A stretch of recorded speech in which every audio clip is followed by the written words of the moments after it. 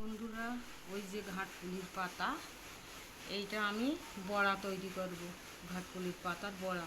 তাই এটা প্রথমে একটুখানি আবার সিদ্ধ করে নেব।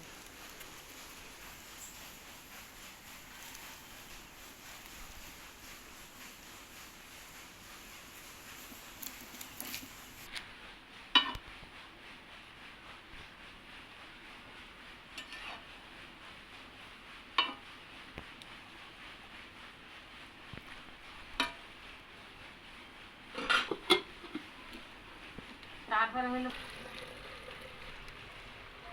আমি মিক্সারে বেটে নেবো। সিদ্ধ করা হয়ে গেছে, বেটে নে তারপরে কি করণীয় দিয়ে কি লাগে মাখাবো, তখন আমি পাতা এই বেটে নিয়ে আসলাম। যারা এতে যা যা দেওয়ার মতো দিতে হবে দিয়ে মাখাবো। পেঁয়াজ, কাঁচা লঙ্কা,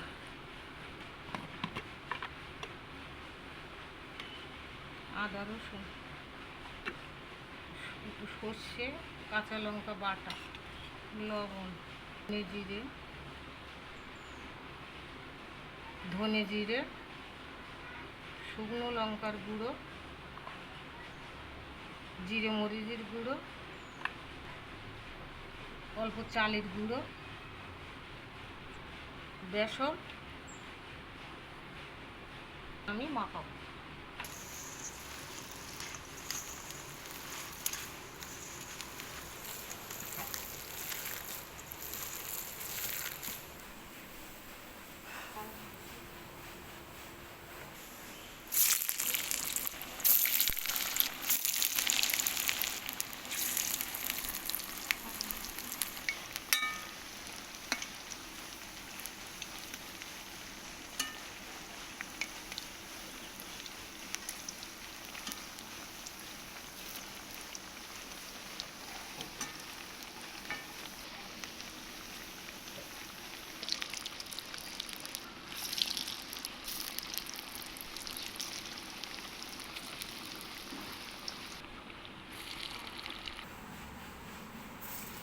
দেখো বন্ধুরা, ঘাটকুল পাতার বড়া এই আমার